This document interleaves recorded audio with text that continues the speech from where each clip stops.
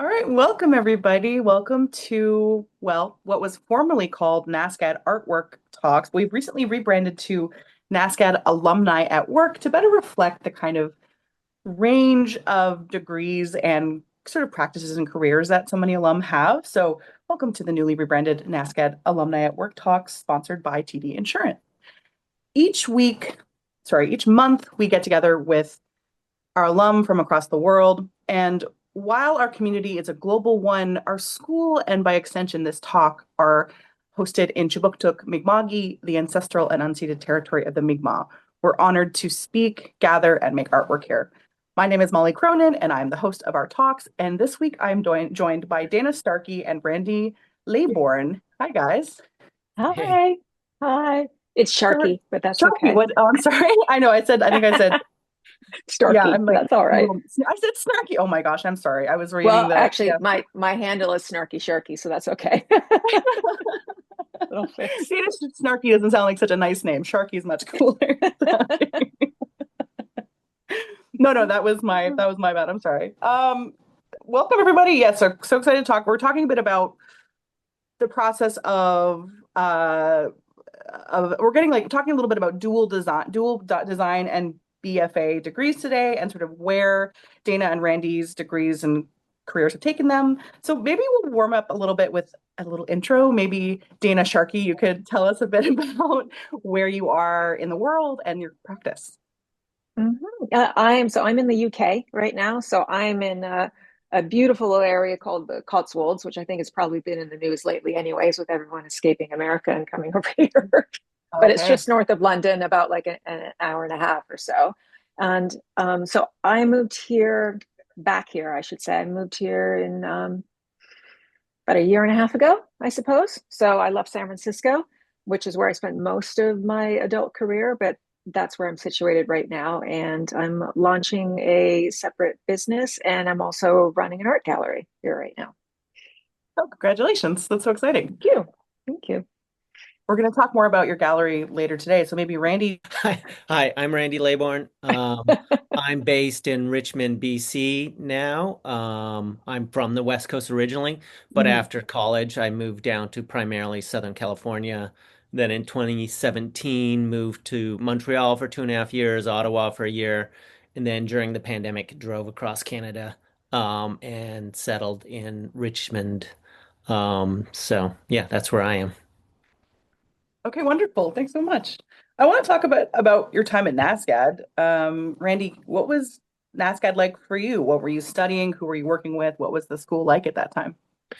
Um, I guess I did 2 years of community college, graphic design diploma, and then spent a year traveling, then spent part of a year working, and then applied and got into NASCAD thinking that I was gonna do a year and then get into the design program. And then that didn't happen. So because I had a good summer job, I was able to switch my thinking and be like, well, I'll do my fine art degree, learn more design at the same time, and then do the design program. So I primarily focused on a lot of printmaking.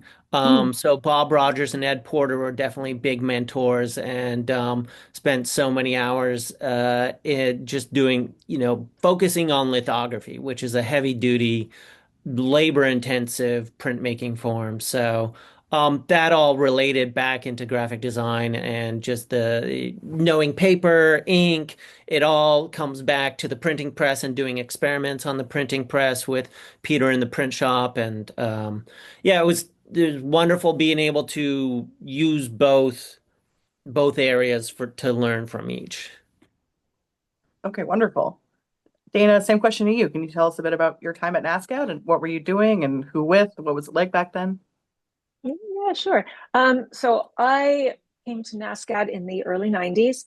Prior to that, so I went to a performing arts high school, and then I knew I wanted to do something in the arts, but I wasn't exactly sure yet what that was going to be. And I was fortunate enough to have a high school that kind of gave me that wide artistic kind of peek into the world. So what I ended up doing is I went to, much like Randy, I went to community college for a couple of years first and got a fine arts degree, visual arts option, which kind of allowed you to kind of dabble in a few more areas. And while I was there, I met this one of my professors, this amazing Scottish man, Ken Cosgrove, who's no longer with us, but told me that the school that you need to go to, if you're going to go to any school, especially if you're interested in design and other things, is NASCAD. That's it. So weirdly, I only applied to NASCAD. I didn't apply anywhere else because Ken said that's where you have to go.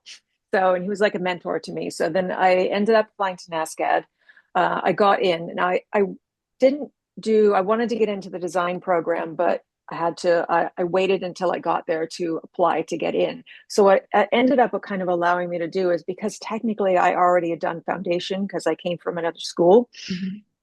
it allowed me to then go and explore all of NASCAD, or at least almost all of NASCAD. I didn't quite make it through every different program there, but it really allowed me to focus on what it was that all the different things that I love to do. So I was obsessed with photography. So I ended up getting a BFA in photography while I was there. But then I did an awful lot of work in textiles and somewhat printmaking, but on the textile side. So not like where Randy was, but a lot of like the weaving and the block printing and all of that. So I ended up spending a lot and in sculpture and going over Mm. as well. So I was a little bit of a all over the place. But what it ended up allowing me to do is after I was there for a year, I'd apply to get into the design program. And I thought I was going to get in and I didn't get in. So I remember talking to, I think it was Hanno or Ludwig or one of them, as to, what did I do wrong? This isn't really that you didn't do anything wrong, but how at the time, anyways, that they used to like to set up the program is to be able to have all of those 16 students that they brought in kind of also coming from all slightly different backgrounds, so that when we all Mm. got together, we all had a different perspective or something else to bring to it. So maybe someone was furniture design and someone was a potter. So it kind of created a really interesting group that way. So then I felt a little bit better. But I think that kind of what started the idea of the dual degree for me Mm. is kind of learning and understanding a little bit more about that and conceptually how it can really lead to expand a design career. So then the next year I got into the program and I ended up coming out of it with a BDes and then a BFA in photography as well. So and Well, that and it was a blast. So I didn't want to leave actually. So I think I was there for 5 years. So at a certain point, I just actually had to go and do something with my life. it's always a So bonus when it's a blast. yeah, It's I I loved think it. that like I hear from a lot of alum that the sort of interdisciplinary nature of NASCAD is so important, and it's nice to hear that the design department was thinking about that in the kind of like cohort or group it was building. And I'm curious Mhm. to know, Dana, what do you think like having the dual degree has brought to your career? Like what has been the benefit of that kind of dual degree path for you? Um, I think I mean, it's hard to just put your finger on one thing. Yeah. I think the conceptual thinking part of it is massive, um, because it it teaches you to think on a really high level and not get into the the practical part and the nitty gritty of how to do something or how to get something done, but really thinking about that big umbrella idea. And I think that's and also really understanding kind of critical thinking and how it is that other people or other cultures may be perceiving something that you're thinking about doing that's a concept. So I'm I loved photography for the most part. That was where I put a lot of my efforts into it. So now looking back on my career as a creative director for, a couple decades, let's just say, it was mainly while I was overseeing big marketing departments, which it was completely omni, so everything to do from social to print and TV. A lot of it was really about messaging in a visual way. Um, Mm. and I think that dual degree of really understanding photography and then also with the practical side of the design and the semiotics and the rhetoric was a kind of an invaluable gift. And it's something that I was able to kind of expand my career with as I grew, as opposed to just going down one path. Right.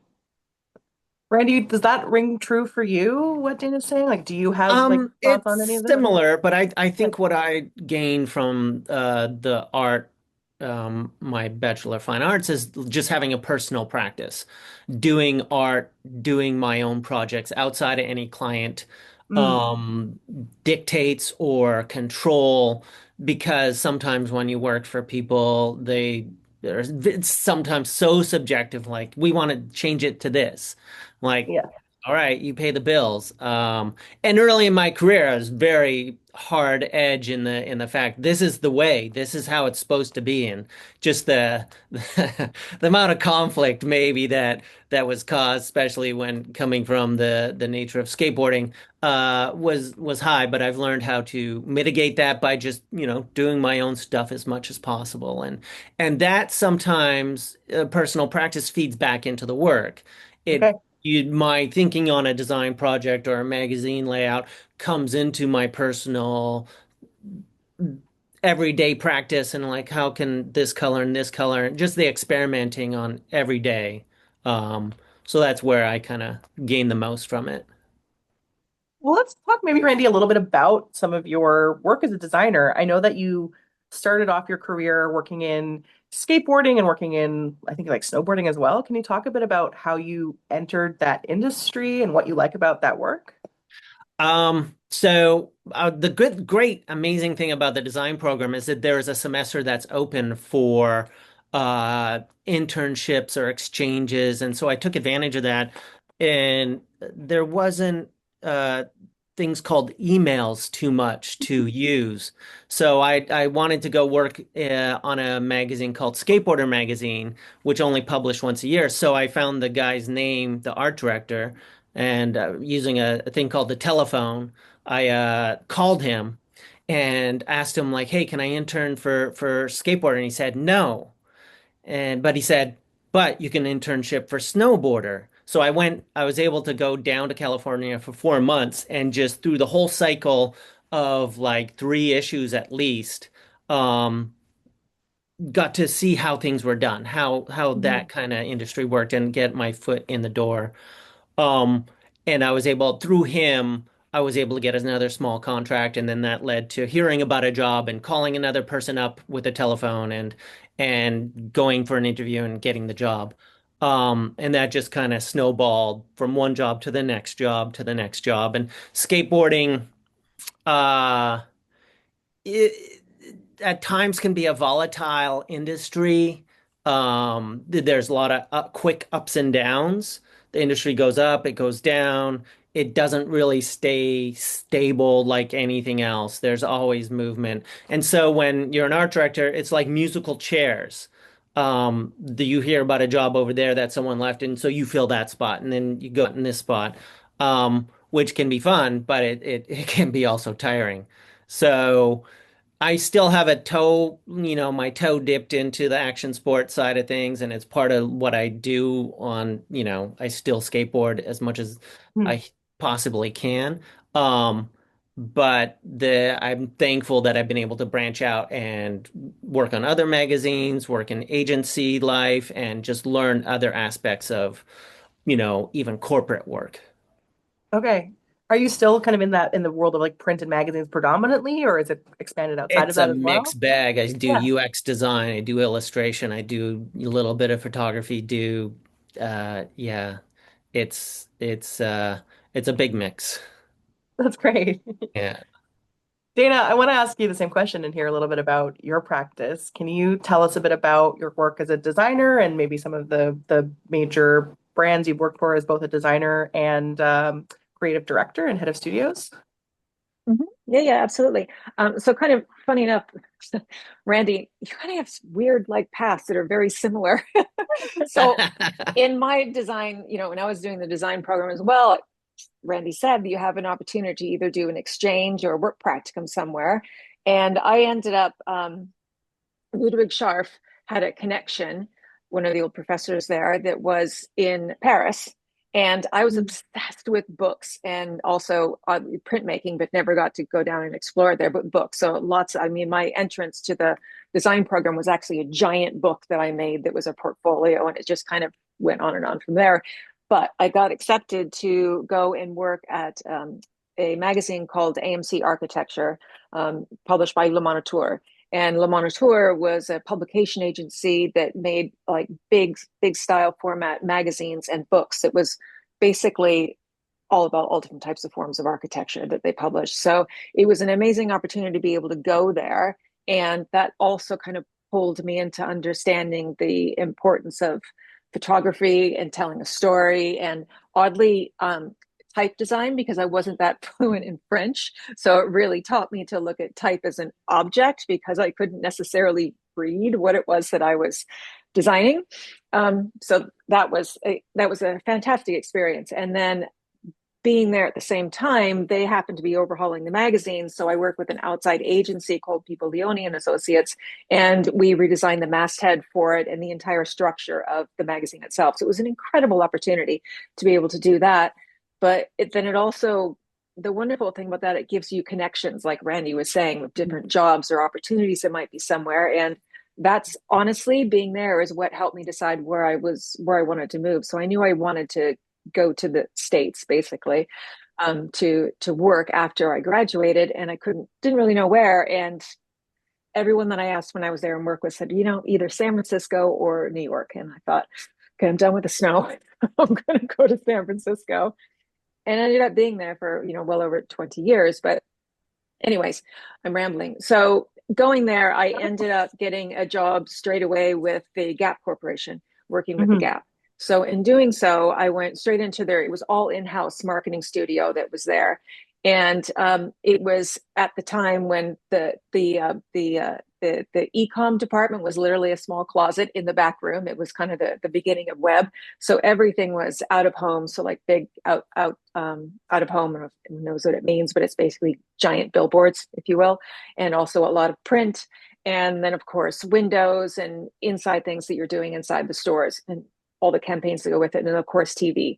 So that was back in the time when you had the Khakis Rock, Khakis Groove, the LL Cool J. So I worked on all those commercials, and Hmm. the so that kind of ended up really pulling me into more of the photography and the video side of all of it. So while I did oversee and really enjoyed doing a lot of the work as far as the design and all of the work that goes along with that, it was more the visual messaging of all of the imagery that I got obsessed with. It was just, and working with other photographers at the same time. So, which was, absolutely brilliant to be able to work with the likes of like Peter Lindbergh and things like that. So I am very fortunate to have been able to do that. I left the Gap after being there for almost 10 years and ended up going into working away from fashion, but into home. So I ended Hmm. up working for Pottery Barn for a while when I was there. And then I went from Pottery Barn to, gosh, then the Gymboree Corporation. And I was the director of photography and creative there for all three of the brands I had, which is Gymboree, Janie and Jack, and Crazy 8. Then I left there and I went and worked for Restoration Hardware, which you just went past there and launched their teen brand that they didn't have before, and then also their RH Modern Home, which is what most people are kind of familiar with them now, which is this kind of a more modern take Hmm. on what they used to be, which was much more traditional. So in these cases, for example, none of this was shot on actual location. These were all sets that I directed to have built. So, and then with the obsessiveness that we would have with the lighting, we'd literally do one shot in a day. So being able to be obsessed about that attention to detail and tangents and all of those things also help coming from design and understanding when you're designing things and how things like grid systems and line up, like it does kind of go all the way across. Then I ended up getting a great opportunity to go and launch a photo studio in London for Amazon Fashion. So they had a 30,000 square meter photo studio that they needed a creative to come in for. So I was able to come in and do that. And the challenge about working with Amazon at the time, and probably still is essentially that you come in as a creative, and a lot of what it is that you do is, I want to say it's just instinct, but it's when you learn, it just becomes part of you, the decisions that you make. And you're working with people in tech that then also tend to be, they want data around everything. Uh-huh. So trying to work in that kind of so it was great. It was a great learning experience. And then being able to do that was a great opportunity to be able to launch other studios for them around the world, which was fabulous. But then I got pulled back to San Francisco again, and I Hmm. ended up heading up the creative for Old Navy, which is some of the creative that you saw in there as well. And then at a certain point, I was like, okay, I think I'm kind of exhausting this. I really want to do something else. Yeah. So when my daughter graduated from high school, I said, okay, that's it. We're going back to the UK and see, I'm going to just kind of reinvent and start there. And that's when I ended up coming here, doing consulting while I was here for lots of different brands as well, but then eventually finding a place that I felt comfortable moving into and going back to the gallery life. So some of the because I used to work a lot and volunteer with the Anna Leon Owens Gallery, and I loved it. I loved it. So now being able to represent artists here, and then launching my own business and building my own website for something else that's more focused on craft and the trades. So that's what long story short. You've been Sorry. busy. I told you I go down rabbit holes, so you gotta like stop me. But No, no, no. I yeah. love it. We're gonna talk more about your gallery and some of the artists you represent, but I want to shift it to Randy just for a minute to hear some more about his work as well. We'll kind of keep bouncing back and forth. So, Randy, can you talk a bit about your relationship to um so we talked about kind of like your work in these extreme sports and that you're also kind of a skateboarder too. And it seems like a lot of your work also has this kind of DIY like aesthetic, like you're in talking about zines or street art. I wanted to know where that relationship comes from in your practice and what your interest in that kind of like work is. Yeah, what's your relationship to these sort of like street art or DIY practices? I think it emanates from skateboarding, Yeah. because of the initial kind of punk rock influence. You don't wait around to ask permission for things. You don't, Uh-huh. the especially at some companies, you are not afraid to get cease and desist. How many did I have? I had a couple. Um, it was mainly about photography with using people that didn't expect to be in a photo, like a security guard. Um, and so, but yeah, and then eventually, then more kind of constrictions that say at Element, you have to be very careful about where your influences come from. But it's just the act of doing and just being constantly. So this screen right here, since about 2002, I've been doing basically a new image for my computer every workday, almost every day. So I'm on week 2000 or something. And then you Wow. times that by five. And just doing the little an image within maybe 10 minutes, maybe at the most 20 minutes, just pumping something out to get my juices flowing at the start of the day. And this kind of feeds back into work and feeds back in. And then I use my own drawing sometimes or found images or some of my photography. And, some days I'll just put a photo and add treatment to it and like, I need to get to things. But it's Mhm. really helped me kind of stay activated and interested in just the kind of the craft of image making.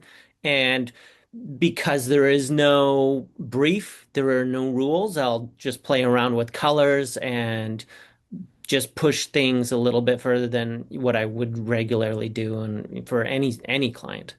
Um, so it's just, yeah, it's just a practice and it's just hasn't stopped. And then that it just always feeds back into things. Let's What see. If you go to slide number 15, this one. So these are GIFs on Giphy that feed into Instagram, and these are just sketches I've done that I take and I quit, do animation in Illustrator and bring it into Photoshop and export it. And it's just a fun thing. I don't make any money from it. It's just putting things out there and once in a blue moon I'll see someone's story. I'm like, hey, they're using something of mine. They have no idea. Um, and the way I monetize is that I know how to do it for brands. So if I work for a brand, I'm like, oh yeah, I can make a Giphy and get it approved, and you can have your own feed and feed in things to a specialized if you can make a special hashtag and then feed it into your story, and you don't have to use any other animated program to add animation. So that's just one way that personal practice feeds me. Yeah. What's the sort of relationship between you talked about in school you were working in lithography and this kind of like more handheld or tactile practice. And so much of graphic design now is in the digital kind of drawing space. So I was wanting to ask like what the relationship between more traditional materials or like kind of punky like spray paint materials versus like digital materials, like where the balance is between tactile and digital for you in your practice today. I currently work with a magazine Stand called by. Phantom. It's skateboard magazine. Well, it's roller skate magazine for women. Okay, And cool. a buddy of mine was working on it, then he couldn't do it, so I passed to me, and then um it doesn't rely on it relies on a dude that is a crypto millionaire. Um and so he funds his magazine and ads aren't even, it's not ad supported. Okay. Um and so it's a very tactile magazine. Almost every page is phew, at least 2 to 3 hours. Sometimes if I'm working on a feature, it might take like 12 hours, if not more, um, just because of the amount of texturing and hand doing. And there's a lot of things in Mm. Photoshop now where you can make a lot of run Yeah, textures and that sort of thing as well. And it emulate that look. makes Yeah. it easier that I don't have to always make things Yeah. by hand. But um, I'm currently working on an editorial where I made the type out of just fabric. Whoa, that's so charming.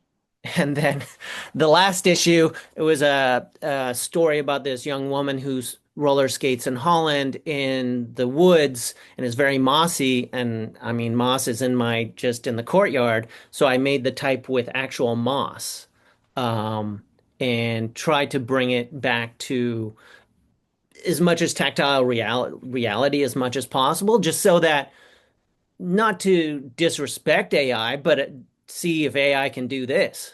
Um, and it's very unlikely. This page is a bunch of illustration that I did for in between 2009 and 2011 for a nightclub, and the owner of the club was constantly pushing me, showing me example like, "Hey, can you do something like this?" I'm like, "I don't think I can." And he's like, "No, I think you can." And then I try and like, "Okay, yeah, yeah, yeah, I can. Yeah, I guess I can do that."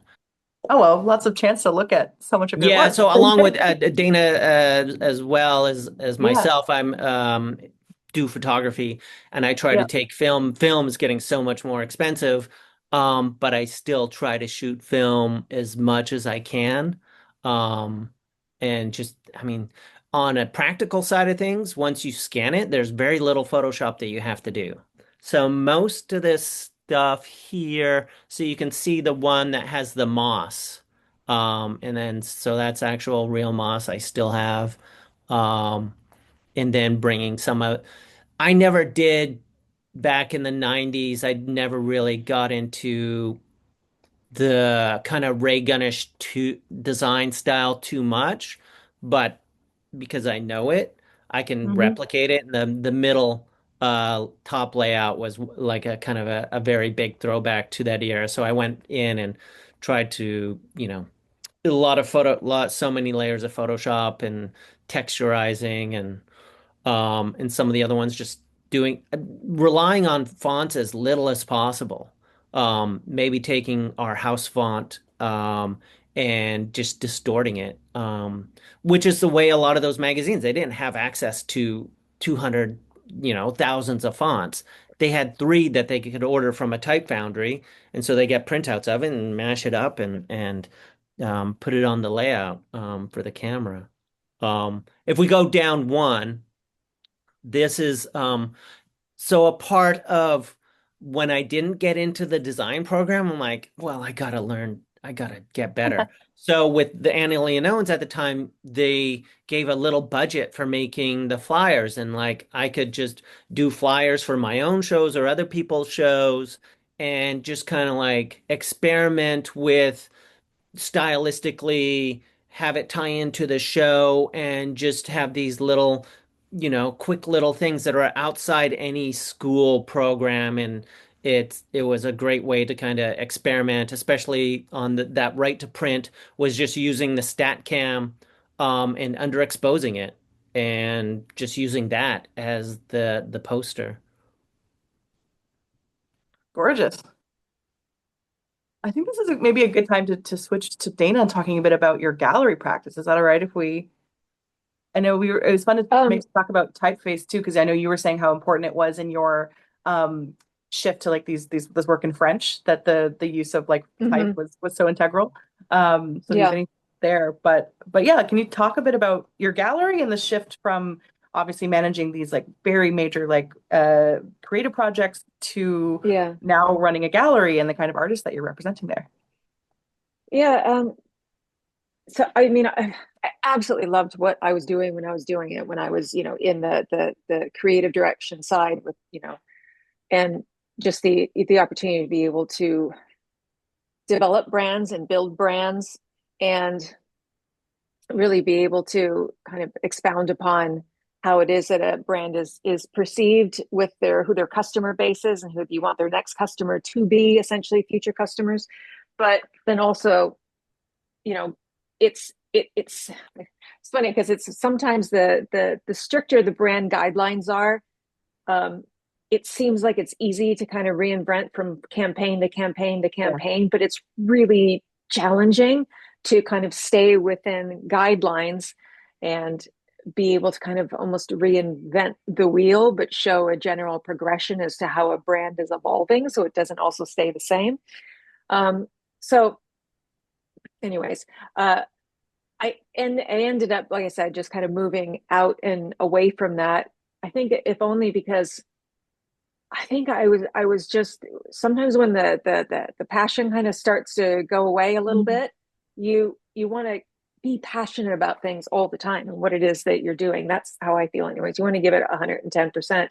And while I loved what I was doing, I also found that I wasn't not passionate about it, but I was getting kind of bored. I think Yeah. is probably the best thing to say is, and um so that's why I started consulting a bit, which is what then brought me over here, and it also kind of helped me on my journey to kind of figure out, oh, how do you want to challenge yourself, and what do you want to do next? So that ended up bringing me basically into spending a lot of time. Fortunate enough to be able to spend a lot of time in London, and Mhm. kind of just exploring the city and wandering around and thinking, and then at the same time just doing some other consulting work around the UK. And I kind of just came to the realization and thinking about talking to people about, your career path and where you've been and what you've done, that I ended up going full circle, sort of all the way back to NASCAD, and feeling like because I had been in the commercial world for so long and while still doing my own photography, I felt that I'd been away from the actual foundation of why I wanted to be an artist and where it is that, why I went to art school. And it basically just brought me back to the gallery world and not really Mhm. knowing very much about a lot of the artists that were here. Being able to kind of go down that journey, almost like going back to school again, if you will, but exploring all the different artists that we have here in the UK, and an amazing group that we have. And I ended up teaming up on a gallery here a contemporary art gallery. So while still commercial, a contemporary art gallery Mhm. that I end up representing a bunch of artists there. So most of the artists that we have in there are from the UK. It's contemporary art, but it's sculpture, it's painting, it's mixed media, and with a few artists that we represent still that are from Spain and Germany and France. Um, Okay. and it's partnered with two other galleries that we have here. So every now and again, we kind of shift the collections around a little bit and putting on different Hmm. shows to really be able to feature on whether it's an impressionist series that is happening or even things that are just going on in the community. So we have a Yeah. massive amount of uh, horse racing that ends up happening here, and it brings a lot of people into the area, the Cheltenham Gold Cup. So we end up doing features around all of the artists that we support that have kind of that sort of a a theme in their work. And it's interesting to kind of pool all these different artists together that you support and creating these kind of different themes. And it's just a wonderful way to be able to continue to expose people to fine art and how important Mhm. it is, and really seeing how it moves different people and inspires them. We got a lot of artists that come in as well that are like to come in and get ideas and inspired by what's going on. So I ended up finding myself back in the gallery world, and I just absolutely love it. Absolutely love it. So I probably will be in that vein for a very long time, but I can't quite pull away from the design side of it. So as I Yeah. mentioned, I then ended up while I was doing that, because I think I have to just give myself way too much ego sometimes, is I ended up launching my own business called Stonehouse Studio. And Stonehouse Studio is based around my own work that I do. So it'll end up supporting my own photography, and I'm also obsessed with restoration. So beautiful things that all have stories. But at the same time, even though I'm working in a gallery and supporting the gallery in the contemporary side of the art world, there are so many unrecognized, brilliant artists, especially in this area. So I'm building it to be able to give them a platform to be able to show their work and get it out there a little bit further. So maybe I'll end up going off at some point and starting another gallery, but we'll see. But that's where I am currently in my journey over here. So see Still where it busy. leads. Yeah, and just constantly searching and hunting for new artists and artisans Yeah. to partner with and bring forward. So Well, maybe we that's can where I talk a bit am. about your practice also. Can you tell us a bit about like the kind of like where the line is between the kind of like design work you do, the kind of client work you do, and your own Mm-hmm. practice, where they fuel each other, and yeah, like what your practice is like these days. Um, Honestly, my practice these days,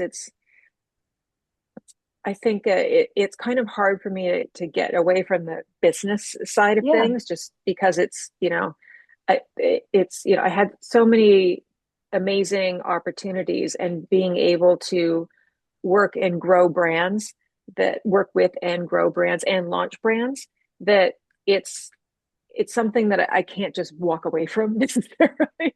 Just why, while supporting artists and being in that vein where I am right now, launching my own business Yeah. and kind of developing that brand and understanding what the ethos of that brand is, what the objective is that brand is, and starting to, much like launching companies that I'd worked with before, is putting together that kind of that umbrella of what are the key defining parts of the brand. What are the visually, what does that brand look like? What is the brand voice? What is the tone of voice that you use? How is it that you communicate? And kind of building that, if you will, like mood board, I guess is maybe the Yeah. easiest way to Yeah. say it, that you use as a filter for everything that you do. So even when I'd be working on a campaign, you have essentially these I guess there are these touch points that you always go back to use as a filter for everything that you're doing, so you don't stray too far off. So it's it's a great way to be able to, I think, thoughtfully continue to grow a business, but Mhm. also keep it so that it doesn't seem scattered all over the place. You really need to be focused on which ways that you're going, so that you don't do a disservice to what it is that you're trying to launch. Essentially, I don't know if that makes any sense, but Yeah. And but so you is know, is the business like primarily like your design work, or are you said mentioned something about like photography as well? Are you kind of working in your mm-hmm. own like practice there? I think the design work part of my business of like Stonehouse, of what I'm Yeah, launching, is yeah. more of just actually being the sole creative director, designer, production artist, and all of that Sure. for the Yeah, yeah, actual yeah. business, package designer. So getting back to basically, it's just launching a business, but doing it all Yeah. by yourself. So, which is fun because I get to go back and I get to touch all the things, and I don't have somebody telling me, I don't have a client telling me, I don't have a CEO telling me that they don't want it that way, or they want to change the color or get anything approved. So that's great. But then at the same time, yes, so that I have my photography that I'm doing that I continue to work on, and looking for, ways to either apply it to the actual business launch that I'm doing myself or just my own work, just creatively on the one side. So I Mm. don't, yeah, I don't know. It's So all symbiotic. It's not, they're not it's distinct yeah, practices. Yeah, yeah, exactly, yeah, exactly, exactly. yeah. Yeah. Yeah. It's all over the place. Randy, you've talked a little bit about your practice and kind of where it intersects or digresses like from your client work. Is there anything else you want to add about what your practice is like these days or how it informs the other work you do? Um, I guess for many years I've kept up doing actual sketchbooks. Yeah. So sometimes maybe not every day that something happens, but I've been doing them for since 91. And they've changed it. This one is 2006. Um, Mhm. so they've you know my manner has changed, but just kind of themes stay constant, and that's just another part of what I keep doing and don't stop doing. Um, and it's it's not in a sense just I don't do it to make Yeah. making money off the art or anything I do on that side of thing is fine, but it's more about there was a couple months, maybe a year ago, I didn't have a sketchbook for like 2 weeks, and I was like, why am I feeling empty? Like I'm like I need to have my sketchbook next to me because it's always next to me, and then I always pack around other sketchbooks, either life drawing or in a talk or something like that, where it's just gathering, just sketching, drawing. Mm. When I go wandering around the city, I pack it with me. Um, and just, yeah, it's just always just a constant thing. And I can't, I can't stop it. Uh, which is, I guess, a good thing. Because a lot of times when a student goes into graphic design, they don't have that side of themselves Uh-huh. necessarily. Graphic design is the job that they do. Yeah. And they go home and they turn off their job, and that's great. But when it comes to myself, it doesn't turn off. Only time I take a break is when I'm sick. My wife has mentioned that's the only time you really sit down and don't do anything is when I'm sick, and I try not to get sick. Um, so yeah, I just encourage people to just do stuff because you want to do it for your own good.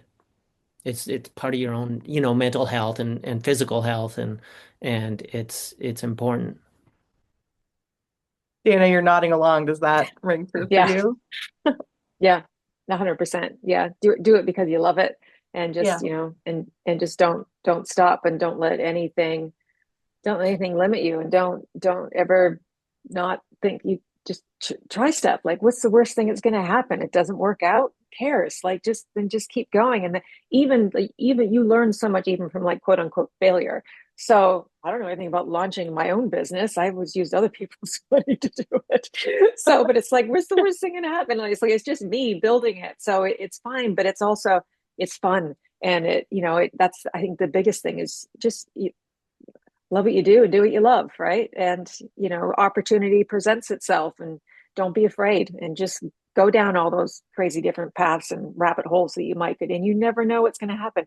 Did I ever think I would end up doing what I was doing? No, I didn't. I Mm. didn't think it would go into that direction of photography and photo studios, and then eventually over here.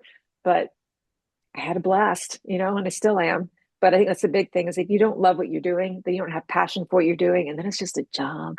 And it's like no one wants just a Yeah. job. It's like you want to love it and you want to like branding, like you were saying, it's like don't ask for permission. Just, like say you're sorry afterwards if it didn't work out. But it's, take chances. Do it. You only live once. Yeah. And so I think And that's a lot some, of what like NASCAD taught me too, is like just don't worry about it. Just like go, just experiment and the whole critique process that you would have when you were there and really hearing what, not everyone's gonna like it, and everyone's got a different opinion, but that's okay. And it's all relevant. And it helps form you as an artist and as a professional. And, I think you gotta trust your gut. And there's a lot to be said in that. But I don't know. Love it. Have fun. I gained a lot. When I first started having classes with Ed Porter, he would talk about things. I wouldn't fully understand, like, was he making sense? And then just after, taking his classes for so many years and then having, for my fine art degree, the final year was just four of us with Ed and just the discussion we would have about each other's work and going around. It wasn't critique, it was more just asking questions about manner and why you did this. And it wasn't a critical Mhm. thing. But it taught me a lot about thinking about work. And I that tied into a lot into design. And I think I'd learn more, no offense to design, but I learned more from Ed and Bob Rogers, just about talking about things. Mm, Um, it wasn't presenting in front of a client or anything like that, but is mhm, trying to rationalize what you did already. Why did you go about doing it? And being able to explain it. Dana worked for Amazon. I've heard you basically have to explain what you're going to do before you even do it. And that's incredibly hard. Um, mhm. yeah. Tough. It was Well, tough. the nice thing about talking with both of you is that you're both on the board of the Alumni Association. Mm, So we're talking here a little bit about like, so often our post-secondary pursuits can be geared towards like what kind of training are you doing for your future job? And I think the nice thing about NASCAD is that that's not really often what art school is about, but also these talks have shown me just like how varied and diverse the kind of paths you can take and follow after art school. Um, I think most of us haven't maybe wound up in exactly the thing we started studying at NASCAD or the job we thought we might Mhm. have, or the practice we thought we might have. So I'm wondering if there's something you think is at the core of NASCAD that connects us so well across disciplines and departments. If either of you have any thoughts on that. Like what made you want to be on the board? What was made you excited to be working with the Alumni Association? Um, It's a big question, maybe. well, yeah, a lot of big questions right there. I'm trying to think of where to start with that. I mean, I think first and foremost, I've always been incredibly proud and felt very lucky that I was able to go to NASCAD. And it is like, honestly, it's like I still hold those memories very dear and fond to me, and it shaped me as an artist and a human being as well. And I think that the people that I met there, the international students that were there as well, being able to do a practicum in France, like it opened up my eyes to so many things. And like Randy, what you're talking about, just the discussions, not necessarily critique, but thinking thinking and thinking about why you do things. And really, like, it sounds simple to say, but to really like dig in and think about why it is you're doing something or why you may have done it, and just hearing how other people think. I don't know, it it's kind of a blessing to be able to do that. And I think the reason I wanted to come back onto the board was one to onto the alumni board. So I'm on the board of governors as well, but the alumni board is I missed the school, and I wanted to Yeah. reconnect, and I wanted to reconnect with the people that, not necessarily exactly, but like Randy, the people that I went to school with and that I knew. And it's similar minds and similar ilk. It's your community. And I think this big thing is I miss that, and that's what brought me back into that. And then the board was more about just being able to try and also be part of the journey of the evolution of the school and to be able to Mm. have a voice there. So, which was important. I'm very protective over it. Oddly, it's like my child, weirdly. That's the right thing to say, but it's just, it's a part of me. So, I don't I know. guess for Randy, what me, about it's you? it's acting as a bridge, especially between design and art, because I have friends Yeah. out here in Mhm. Vancouver that are artists and friends that are designers, and doing when the alumni does have a meetup or something, being able to introduce them to each other and just combine these people that we have this common thing And it works sometimes. People are busy, and but that's kind of mainly why it's so hard that I can't get out to Halifax that often. It was a month and a half ago. I went out for a week and just kind of roamed around and did some ice skating and everything. And that was a lot of fun. But because I'm dislocated from the campus and everything. Yeah. I try to make people, when I do meet up with former classmates, like, hey, about this going on, that going on, just to create awareness is the main thing for me. Mhm. Well, speaking of, classmates, I know we have a class that's sitting in on our talk today, and I want to open up the floor for questions for our last few minutes. So, Glenn, if any of your students have questions or if anybody else has questions for Dana and Randy, feel free to pop them in the chat or turn on your camera and we'll spend like maybe the last 5 minutes if anyone has any questions. Just Dana, thanks again for letting me crash at your place in '99 in San Francisco as I was moving You're down to very welcome. California. Dana, over the last, I guess, decade, has budgeting and quickness of turning projects around increased, or has it always been fast or always had the same pace? Has it increased? And yeah, yeah.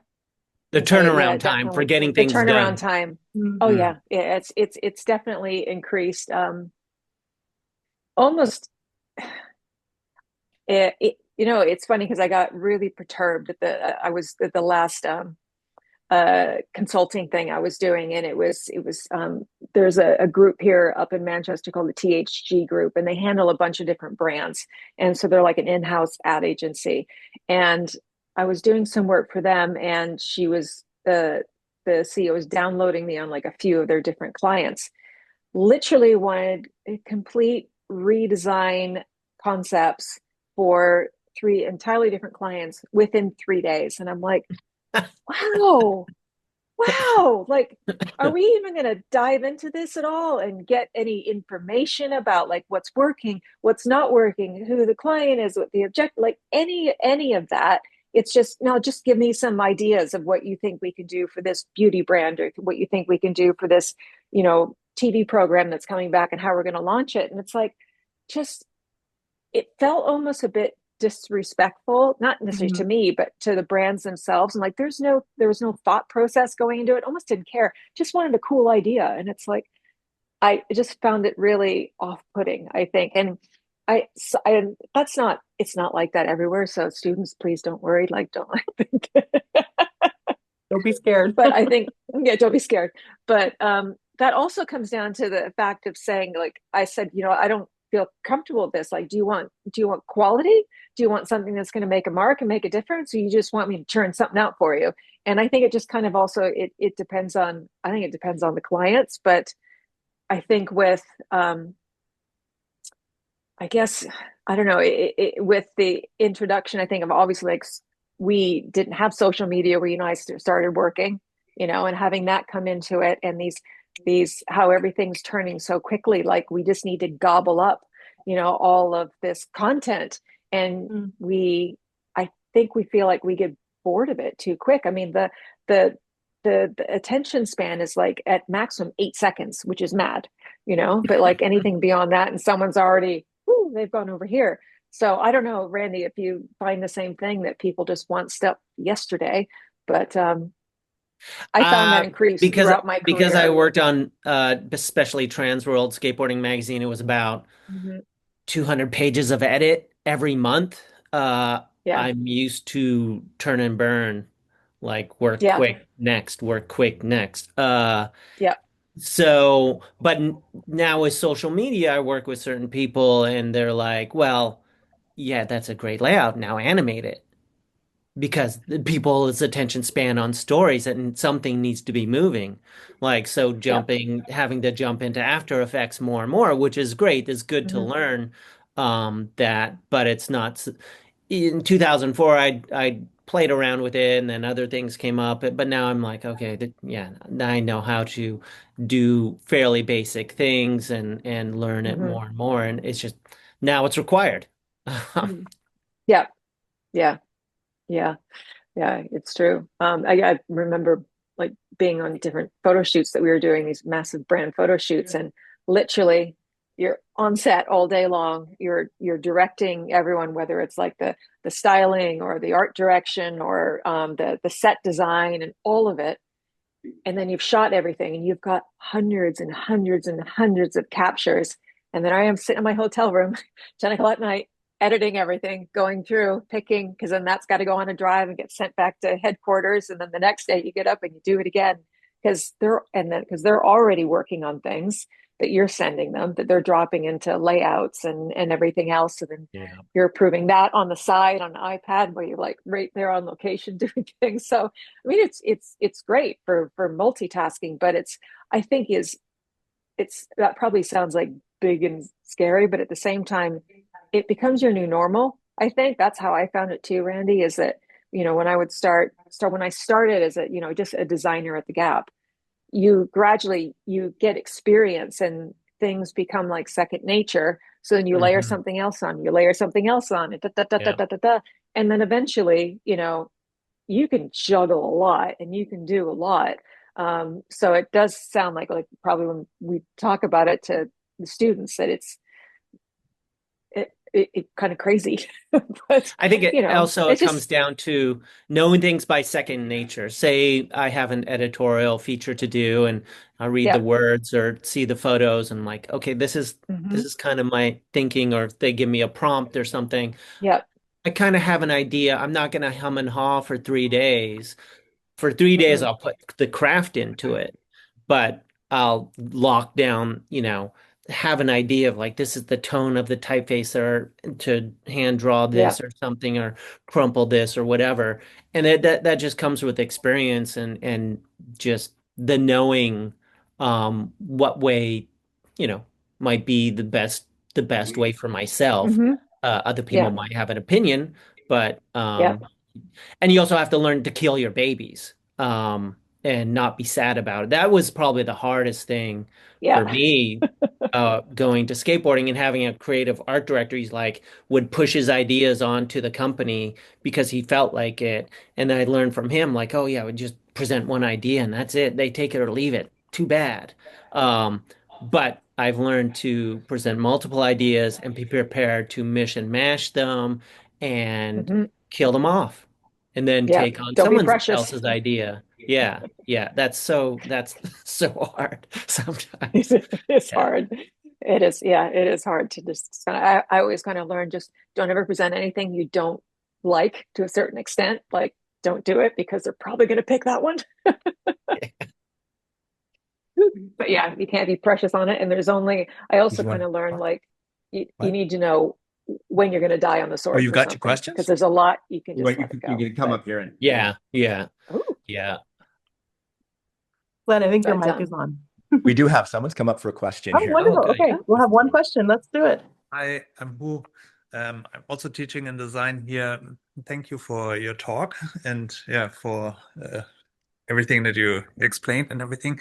If it comes to questions, I'm wondering, to give the students a tip in regards to if you think back to your time at NASCAD, if you regret something or not having experimented enough or used the labs enough or whatever, is there any tip that you want to give the students how they get the best out of their time here at NASCAD? That's the first question. And the second one is if you would imagine you would take on an intern or would hire a student who's coming from NASCAR, brand new, what would be your expectations for these students? Okay, what's you the could, best way to take advantage of all of the yeah. wonderful things NASCAD has to offer while they're there? Um, Um, so I recently visited the campus and just seeing the woodworking down at the pier and all the other crazy big ceramic things and laser cutters. Um, there's a wonderful resource. When the sculpture and the welding was at the old campus, would go down there and be able to learn how to weld this and that and be able to make a project. So Hmm. I think the main thing, because the campuses are kind of dislocated now, still going over, wander Hmm. those halls, just make contact. If you're a graphic designer and you want to learn, get involved, help them make posters for events or anything like that, or a website Hmm. or some social media. Um, you can learn so much by helping others. Hmm. Yeah, I agree. Explore, get out there and explore and see what there is to offer. It's a it's an idea generator basically. And you're right. Like when it was all mostly in the Fountain campus, it was easy to just kind of wander around and see what you actually found and what you ran into. And like sculpture, I was using the metal shop that was there, and I was doing typesetting with like basically banging in I forget what those called when you anyways to print different things. But there's just you get ideas come from everywhere, and that school is like as a plethora. I wish I was able to do more. I wasn't able to get into the pottery side of it. I wasn't able to get into the jewelry design. I wish I had, especially jewelry design. I absolutely loved it. But there's inspiration all over the place, and all of that can play into what it is that you do and what it is that you make, and it forms you as an artist or as a designer. There's a wealth of information. So, As for um, getting an intern, I mean, I work from home, so it's a little cramped. Um, but just being able to, if I had a junior doing their own thing outside of the client brief, um, see what they're creative. Whenever I've had to hire designers and junior designers, that's been the main thing of how to find someone that's going to be good for the company that I'm working for and they'd be working for. Um, I had been able to find someone for a skateboard brand called Pop War, and then this designer went on to another brand called Enjoy, and now he's in New York. He does these super highly political, funny posters. And I fear that he's going to get in big trouble, but just his humor and satire on things is amazing, and it's interesting to see that his pathway um, has gone, you know, that way that he went. mhm. Yeah, as far as well, I don't in the gallery now, so I can't bring an intern in. If you talked to me 3 years ago, it would have been a different story. But we did have I had had a lot of interns that have come to work, not necessarily directly for me, but in the creative department. And I think that just don't be afraid to do anything. Be open and eager to try. Like we know that you're a student. We know you're not being hired because you're a working professional. You're in there to learn and to help and to ideally be okay with wearing a lot of hats as well. And because it's a great way to be able to learn and also make connections. And you might find that you thought you were going to go in this direction, but you met someone and helped them with this particular project, and now suddenly you're going down there, and it's actually pulling you into doing something maybe completely different, film editing or something like that. But anyways, just be prepared to wear a lot of hats, um and just listen and learn. So I think that's what people that end up bringing interns in, that's what I always wanted anyways, is someone that was excited to be there, excited to learn, ask lots of questions, and be okay to try different things. So The biggest thing with skateboarding and the action sport industry being so small, the main piece of advice is to never burn a bridge because you never know when that person oh is my going to god, be your yes. boss again, or be it the next company that you land up there. You're working closely with them. Just try to hold your tongue at certain times, Hmm. um, as much as you can. Uh, Hmm. but yeah, it's that'd be my main thing, and I try to That do is that as much as really possible. good. Yeah, I still do it. It's amazing how small the world is, actually. Yeah. It is amazing how, well, I remember when I was doing the practicum in Paris, I was sitting in this crazy little Egyptian hostel, weirdly, and someone came in with a box under their arm. And I looked at it and it said NASCAD up the side. And I was like, what? So it was a student that was graduating, but was over there with their girlfriend. And we ended up like, it's just the world just went whoop and got really small. So to that point though, it's like you never know, especially in an industry, who you're going to be working with or working with again. So that if you're going to burn a bridge, you better be prepared to die on the sword for it and be okay with it, because what comes around goes around. So, and that's part of the business. It's business. Well, that's some really great advice, guys. Thanks so much. Thanks so much for joining us today. It was wonderful to talk to you both. And Thank Thanks yeah, you. for having us. anytime. Thanks, guys. We'll see you next time for Thank you. NASCAD Thank Alumni you. at Work. Bye. Bye. Bye. See you.